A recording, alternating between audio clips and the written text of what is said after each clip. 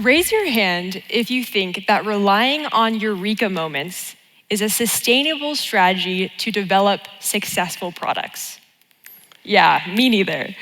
The good news is you can build systems to consistently identify the next win for your teams, kicking Archimedes to the curb. My name is Elizabeth Beeli. I'm a product manager at Lucid Software, and I am so excited to share with you a story of how we built a system to test and iterate quickly within a 12-year-old product with millions of monthly active users. And hey everyone, I'm Preston Hunter. I'm also a product manager at Lucid Software. And I'm excited to share a story with how we developed a brand new product within that same 12-year-old company and the system we built to do it. If you're not familiar with Lucid, we build visual collaboration software, and we help teams across the entire life cycle from turning their work from ideas into reality. So we have a suite of products that do this, from whiteboarding, diagramming, and cloud visualization. Now, Lucid's early days as a startup to now a company with over 1,000 employees and 4 offices, a lot has changed. And with that change, complexity has been introduced. More teams, more specialization, more priorities, more bugs, the list goes on.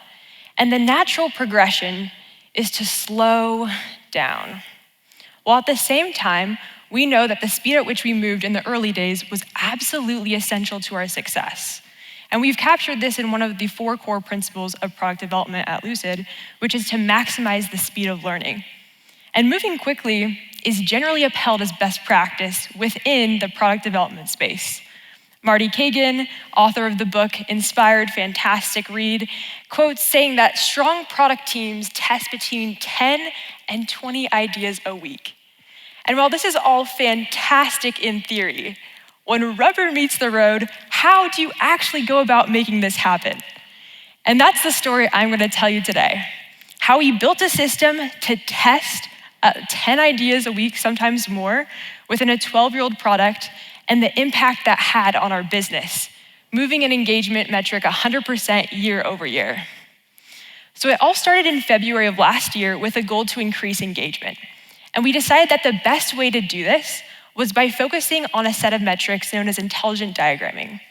And you can think of this overarching group as features within it that, when used, elevated a document from a 2D static artifact. And within this feature set, we'd identified 2 or 3 that we knew were applicable to a large audience. In fact, we were very bullish and thought maybe it could even be applicable to every user on our platform.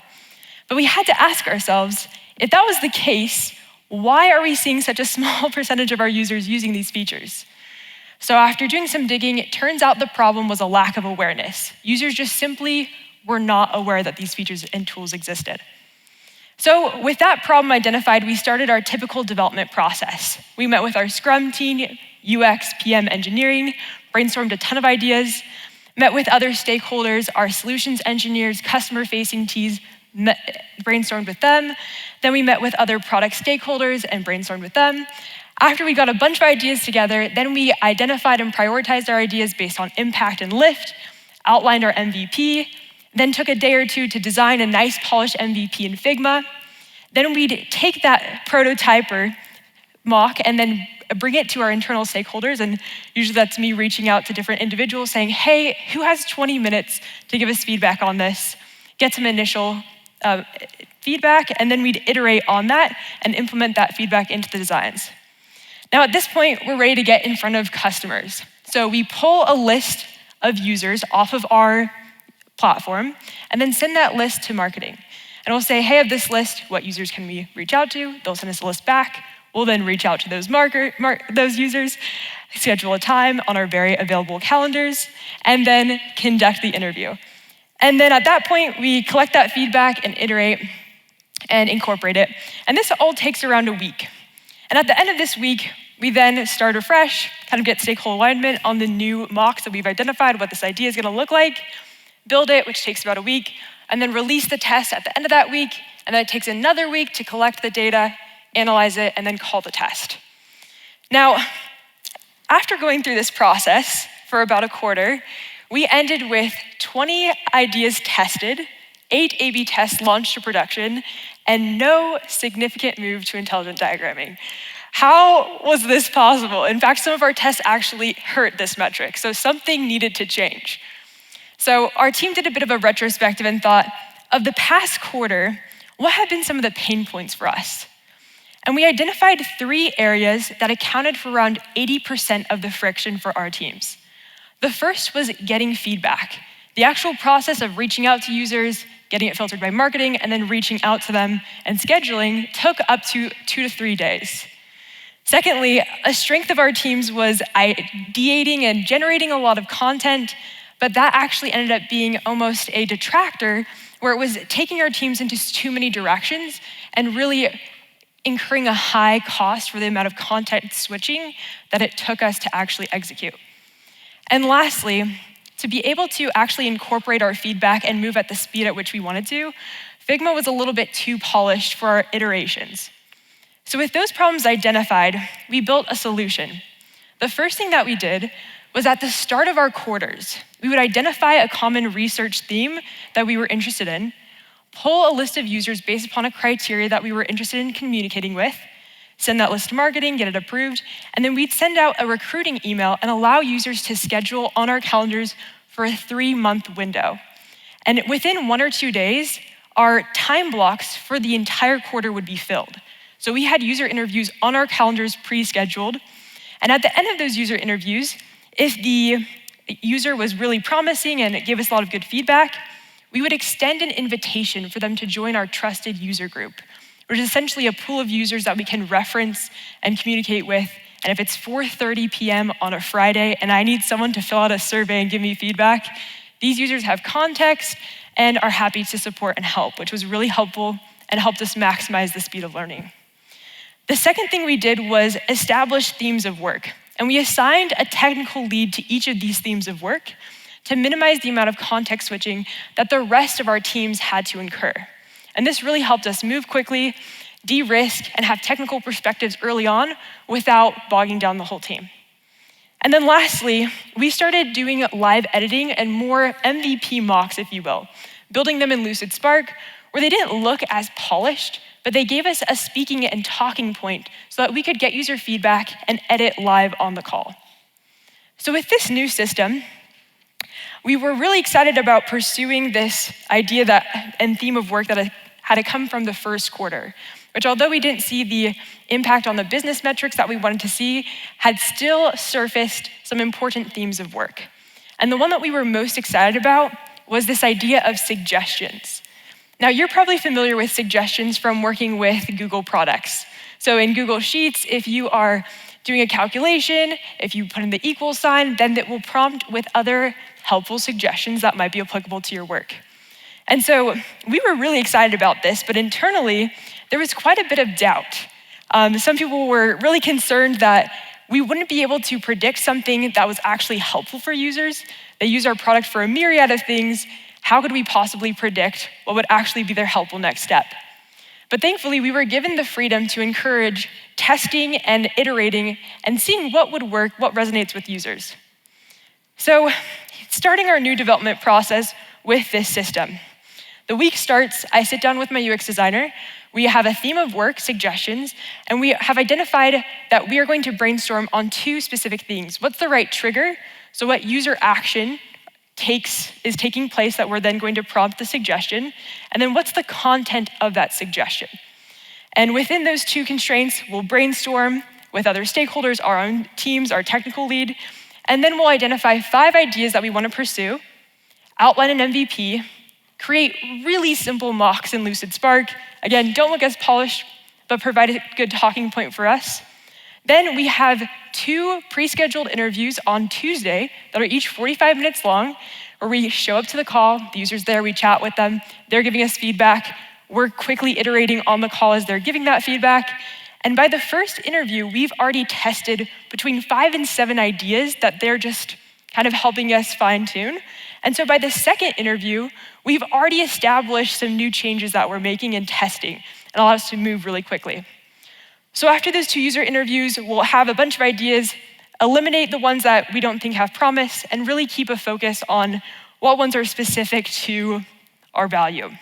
Iterate, get internal feedback, more user interviews on Thursday, and then continue on in our development of building it. So at the end of the day, you can see our old system, we were testing around 5 ideas a week, and in this new system, we were easily testing up to 10 ideas or more a week.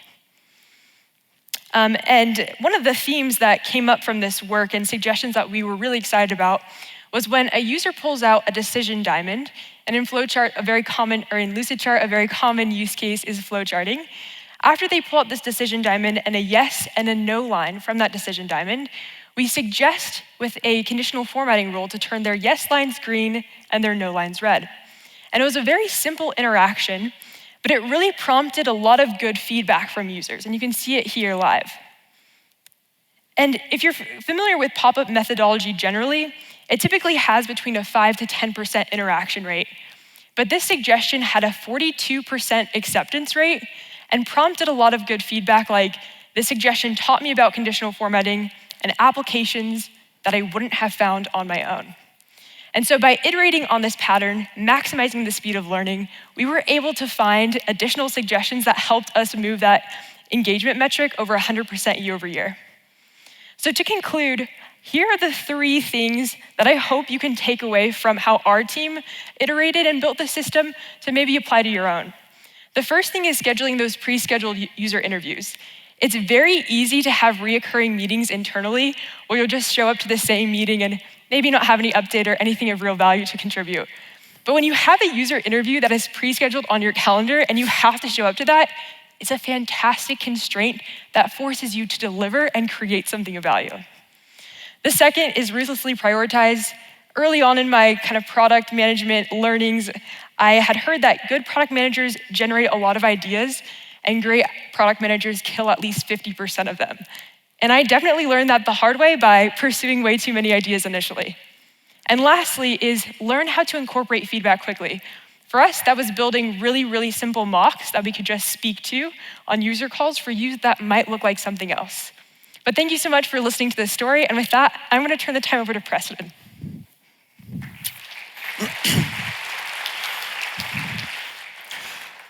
Thanks, Elizabeth. Continuing on this theme and our product principle at Lucid of maximizing the speed of learning, I want to talk about how we shortened our learning cycles from 2 weeks to 20 minutes at Lucid while developing a new product. So our team was tasked with bringing an entirely new product and concept to market that didn't yet exist. So it included a lot of new problems and interactions that we hadn't encountered yet. And we wanted to be nimble, fast, kind of operate as a startup, be able to test, iterate a lot, ship code as fast as possible, talk to users, do all the things that allowed us to move quickly. However, as Elizabeth explained, we were doing it inside of Lucid, which was now a 12-year-old company with specialization, internationalization, 4 offices around the world, big enterprise customers, a lot of brand equity. So we had to be creative and figure out how we could do this. But we started this project as we initially scoped what this product would be and the concepts at a high level.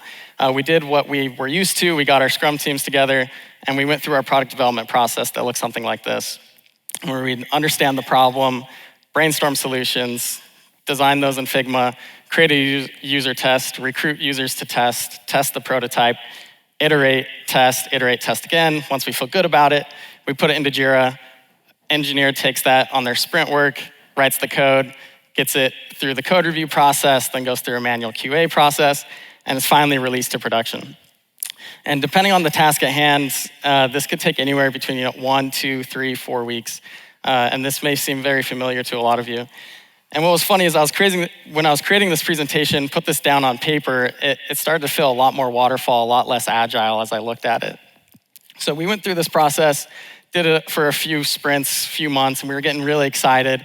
We were starting to push code to some alpha customers that we had, and we were super excited about it. We got to work on the new shiny thing at Lucid, and we were so stoked about what we had built, and we couldn't wait to get it in users' hands. We finally get it into the alpha users' hands, and we got their feedback that looked like this, where we weren't able to create value for them. They weren't able to use it. We'd get on a user call. We'd be like, so what did you think? How have you been using this with your team, and what's going on? And they're like, to be honest, I haven't touched it. I haven't shared it with my team because I couldn't use it, so they're not gonna be able to use it. I can kind of see where you guys are going with this, but it's just too hard to learn, too hard to implement. I just haven't done anything with it. So we knew something had to change. And there were a few different problems within our process where our testing cycle was just way too slow. We weren't able to get accurate feedback on our lower fidelity prototypes. So we were trying to use Figma to do these clickable prototypes when we were doing some more complex user interactions, and we just weren't getting the look and feel of real software. And then we're also constrained by shipping production quality code. So we had to go through this entire code process that we had established at Lucid that I showed earlier, and it would take sometimes weeks just to get that code to production. We get into users' hands, get real feedback, go through that entire process again. So we took a step back as a team, and going back to our principles of product development at Lucid, we tried to brainstorm and really figure out how we could maximize the speed of learning and start to create a product that was actually going to deliver value to our customers and that they would actually use. So our solution had 3 components. 1 was coded prototypes. 2 was a new test environment for the users to interact with our product on. And 3 was in-person testing with engineers.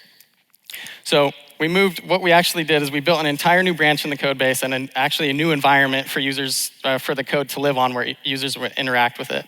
So they come into Lucid, click on our new product, and it looked and felt like Lucid to them, but we actually sent them to a different URL, a different environment where we were able to be a lot scrappier with our code. So our engineers no longer had to go through that entire process, didn't have to worry about creating production quality code that could be super scrappy, kind of more hackathon-y type, and we were able to make changes a lot faster and implement those changes a lot faster. And then we would do in-person testing with the engineers on their machine locally as well, and we were able to see great results. So, like I said, we moved off of Figma prototypes onto actual coded prototypes on the dev machine locally, and we'd go with myself or another product manager and a designer and an engineer, and we'd go in person to test these prototypes. So we'd walk in person, have our test case, let the user interact with the prototype right there on the computer, go through 10 to 30 minute user interview, and then as a team we'd take a step aside and do a quick huddle and say, okay, what went well, what didn't go well. And what was really cool about this process was that the engineer, since they were there in person with their actual dev machine and the code there locally, they were able to make changes to the code right there on the spot and do it live. So we'd have interview 1, step aside, talk about what to change, tweak a few things, and then go to user 2 with a new improved prototype and do it again. And we do this every Tuesday and Thursday, and we do anywhere from 2 to 6 interviews a day. But I want to talk about that coded prototype piece for a second, where everyone loves to say coded prototypes and test and iterate as fast as possible, but we had to make the conscious decision to pull engineering resources off of our current sprint work and put them onto coded prototypes that we knew were going to be throwaway code. No matter what they did, we were going to have to, no matter what we learned, how good of a prototype they built, we were going to have to rewrite that entire piece of code or the new interactions that they made and get it to production. So that was a hard decision to make, where it may have seemed like we were taking a step back and just building throwaway code. However, it proved dividends for us, and I highly recommend it. And this is an actual screenshot of our team's workspace inside of Lucid Spark. And after each Tuesday and Thursday, we would sit down as a team and figure out and put our learnings into 4 different buckets. The first one is, okay, based off of what we learned today, what can we ship, get into production, get into users' hands? Second is, what needs a new coded prototype iteration? What can we tweak, make some changes to? Third was, okay, what really didn't work out well today? What needs a whole new design? What can we rework there? And then fourth, what new ideas did we learn from users today that we hadn't even considered yet that we can now start exploring? So we took this new process, did it for a couple sprints and months, and we were able to see drastic changes in the product and the value that we were delivering. And so for comparison purposes, going back to our initial feedback that was unusable, teams weren't adopting it, it was too hard to learn. After our new process, we got feedback that started to look like this, which was very exciting to see. And users were telling us, this is exactly what I would have expected. Or, this was so awesome, I was able to save 20 minutes in my meeting today. And my favorite here at the bottom right is from a senior director of product at Lucid. He said, this is the most innovative Canvas experience that we've built in years. So we now have told you 2 different stories, Elizabeth and I, about how she moved a metric 100% year over year, and how my team was able to shorten our learning cycles from 2 weeks to 20 minutes. And we both work at Lucid, we're both product managers. However, we never collaborated on this. We're under different managers, different products, 2 different problem spaces. But from our presentations today, there's a lot of overlap and a lot of similar principles that you can take away and apply to your teams as well. So the first one is to reduce your friction to get feedback as quickly as possible. For Elizabeth, that looked like pre-scheduling all those user interviews that made them ruthlessly prioritize and get ready to show their prototypes off to their customers. For me and my team, that meant creating this new testing environment where we sent the users to a new service that they might not have been aware of, but it allowed us to work much faster and our engineers to code and implement their changes a lot faster as well. Second is to make the hard trade-offs that are actually worth it. So I talked about this a little bit, but we had to convince the team and get buy-in from leadership, and we had great encouragement from them to actually invest in these coded prototypes, that we are taking 1 to 2 engineers off of our active sprint work, those goals and timelines that we had set earlier, and we were gonna say, no, you're actually gonna go build hackathon-type code where we can learn and iterate as fast as possible, and we're not gonna use that code. Once we learn what we need, we're gonna have to redo it all. So this was a trade-off that we made, and we were able to see great results from it. And then third is to push your teams to iterate as fast as possible and allow for creativity. So we both were able to take a step back with our teams and kind of work with leadership and understand, okay, how can we be better? Where can we improve this process? Where can we push the envelope? How can we get creative? Which is what that results from creating the new test environment of kind of the smoke and mirrors with our users and sending them to a different URL. That's where that came from. And so if you're in leadership or if you're not, then I would encourage you to encourage your teams to always figure out how they can maximize their speed of learning, or from the bottoms up approach, figure out how you can do that with your teams as well. Thank you.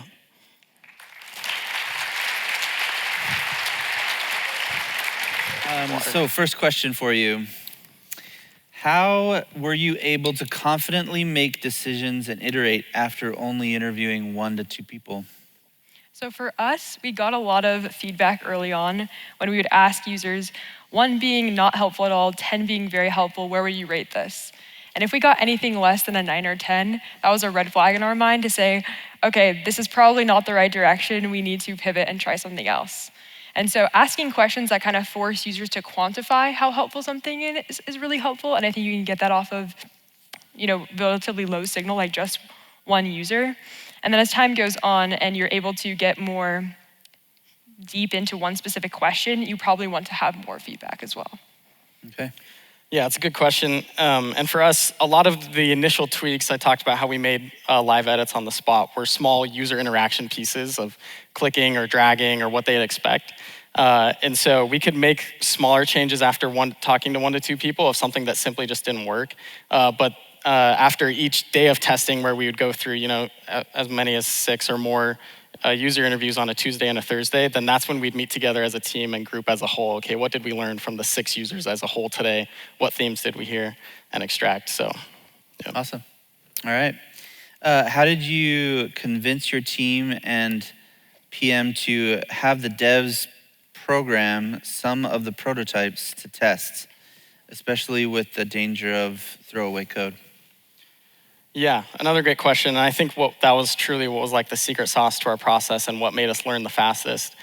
So initially, it was a bit of, we had to figure it out and kind of propose this new idea, but it actually came from our manager that was really pushing us, you need to learn faster, you need to learn faster.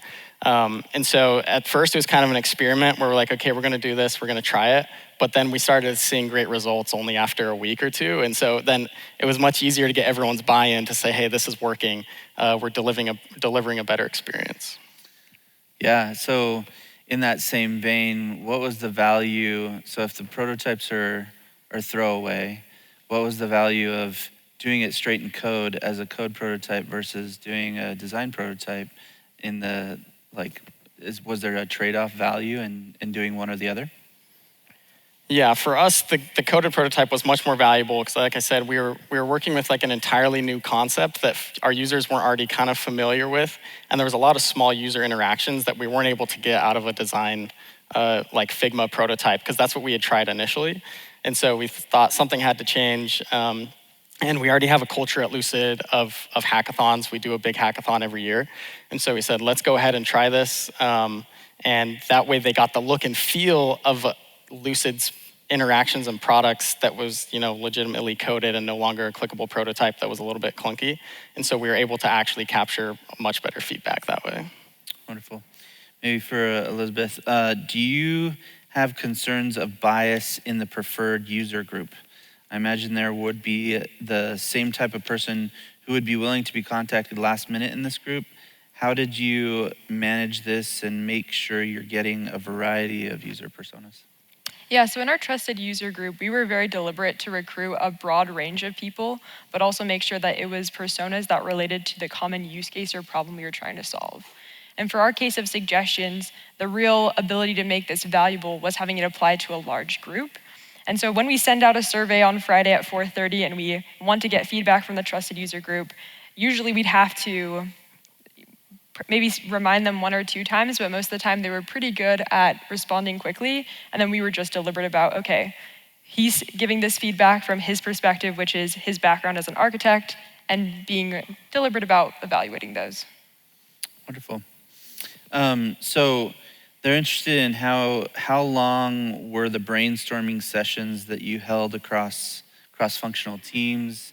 Can you share more detail on how you structured those? Absolutely.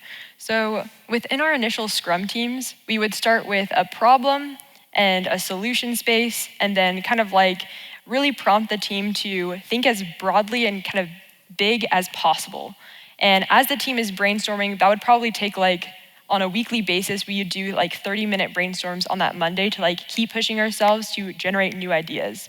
And you'll notice this kind of like gets hard because a lot of the times you get into this rut of thinking, oh, these are the 3 ways to solve this problem. And when you're forced to ideate on that afresh every week, you'll realize there's a lot more potential solutions than you initially considered. So 30-minute kind of brainstorms with our Scrum team specifically, and then we would build stakeholders across the company that were particularly invested in a specific direction or insight that we were pursuing, and make sure to just reach out to them in advance and either do an async brainstorm, we would send them a board and they would fill out some sticky notes, or we would have a meeting with them. Wonderful.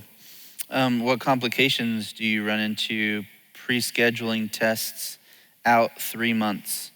Like lack of flexibility, seems like 1 sick day would kill a week. Yeah, one of the pain points that we've run into is sometimes your theme of research will change. So from the start of the quarter when we pulled those users initially, and we said, oh, we want to talk to this user group because we're doing this research. And then we're like, oh crap, our research direction has actually changed. And now we have all these pre-scheduled user interviews with users that aren't applicable to that new vein. And then we're like, hey, does anyone want to take some user interviews with this user group and offer some user interviews to other product managers or teams? And thankfully, because there's a really strong push to talk and get in front of users, it's really not that hard to get other teams to step in and kind of help when needed. Or you can always, tell the user, hey, something happened and we need to reschedule or move this farther down the road. Yeah, absolutely. You talked about live editing with users. How do you test new ideas while knowing the changes and updates you're making are valid and not just following user or designer whims and guesses, like balancing testing new ideas and validating existing users?